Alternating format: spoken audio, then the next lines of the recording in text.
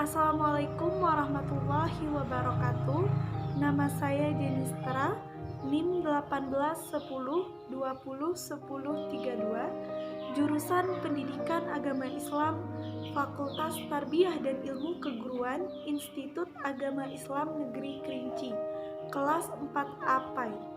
Baik, di sini saya akan mempresentasikan materi mengenai fungsi dan prinsip bimbingan dan konseling. Fungsi bimbingan dan konseling. Yang pertama adalah fungsi pemahaman. Melalui fungsi ini, pelayanan bimbingan dan konseling dilaksanakan dalam rangka memberi pemahaman terhadap diri klien beserta permasalahannya dan juga lingkungannya oleh klien itu sendiri dan oleh pihak-pihak yang membantunya atau seorang konselor. Yang kedua, fungsi pencegahan. Melalui fungsi ini, pelayanan bimbingan dan konseling dimaksudkan untuk mencegah terjadinya permasalahan pada diri seorang klien, sehingga mereka terhindar dari berbagai masalah yang dapat menghambat perkembangannya. Selanjutnya yaitu fungsi pengentasan. Nah, apabila seorang klien sudah mendatangi seorang konselor, itu artinya seorang klien tersebut telah mengalami permasalahan yang tidak dapat ia pecahkan sendiri permasalahannya tersebut. Apa yang diharapkan oleh klien? Tentu yang ia harapkan adalah teratasi semua permasalahan yang ia hadapi atau yang sedang ia hadapi pada saat ia mendatangi konselor tersebut.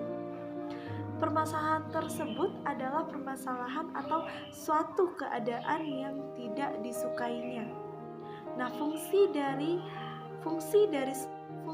bimbingan dan konseling di sini adalah untuk mengentas atau mengangkat permasalahan yang dihadapi oleh seorang klien yang bersangkutan. Kemudian, fungsi pemeliharaan dan pengembangan. Fungsi pemeliharaan dan pengembangan adalah suatu proses pemberian bimbingan dari seorang konselor kepada seorang klien agar ia mampu memelihara dan mengembangkan dirinya secara optimal. Kemudian yang terakhir ada fungsi advokasi. Fungsi advokasi berupaya untuk memberikan bantuan agar hak-hak keberadaan, kehidupan, dan perkembangan dari seorang klien yang mungkin selama ini dirampas, dibatasi, atau dihalangi dapat diperolehnya kembali. Itulah tadi penjelasan mengenai fungsi-fungsi bimbingan dan konseling. Kemudian yang kedua itu adalah prinsip-prinsip bimbingan dan konseling. Prinsip-prinsip pelayanan bimbingan dan konseling yang bersangkutan dengan peserta didik. Yang pertama, pelayanan bimbingan dan konseling harus diberikan kepada seluruh peserta didik tanpa terkecuali. Kemudian, harus ada kriteria dalam mengatur prioritas pelayanan bimbingan dan konseling kepada peserta didik. Ketiga, proses bimbingan dan konseling harus berpusat kepada peserta didik.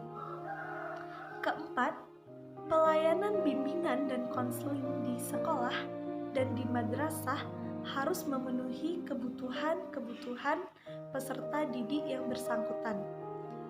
Kelima, keputusan akhir dari proses pelayanan bimbingan dan konseling dibentuk oleh peserta didik itu sendiri. Kemudian yang terakhir, peserta didik yang telah memperoleh bimbingan harus dapat berangsur-angsur menolong dirinya sendiri ketika dirinya mendapat permasalahan-permasalahan. Kemudian, prinsip bimbingan dan konseling yang berkenaan dengan permasalahan individu. Pertama, bimbingan dan konseling berurusan dengan hal-hal yang menyangkut pengaruh kondisi mental atau fisik individu terhadap penyesuaian dirinya di rumah di sekolah, serta kaitannya dengan kontak sosial dan pekerjaan, dan sebaliknya, pengaruh lingkungan terhadap kondisi mental dan fisik individu. Kedua, kesenjangan sosial, ekonomi, dan kebudayaan merupakan hal-hal yang dapat memicu timbulnya permasalahan pada diri individu. Nah, semua ini merupakan perhatian utama dari pelayanan bimbingan dan konseling. Prinsip bimbingan dan konseling yang berkenaan dengan program layanan. Yang pertama, program bimbingan dan konseling harus diselaraskan dan dipadukan dengan program pendidikan dan perkembangan peserta didik.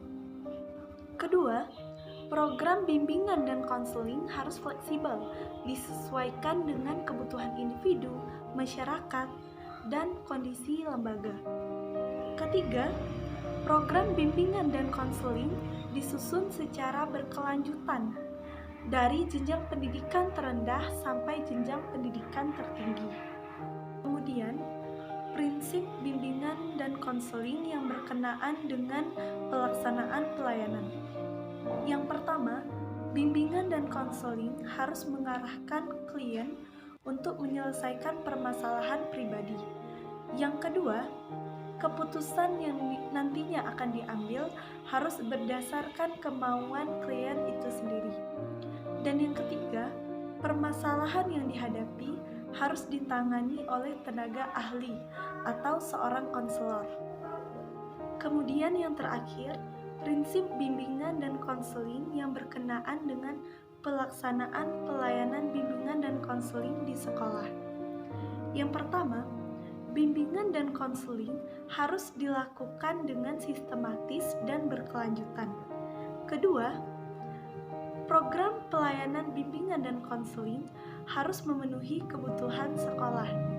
Ketiga, proses penyelenggaraan bimbingan dan konseling, sekolah harus bekerja sama dengan berbagai pihak. Dan kemudian yang terakhir, kepala sekolah merupakan penanggung jawab utama dalam proses pelaksanaan pelayanan bimbingan dan konseling. Nah, itulah tadi presentasi materi mengenai fungsi bimbingan dan konseling serta prinsip bimbingan dan konseling. Sekian dari saya. Wassalamualaikum warahmatullahi wabarakatuh.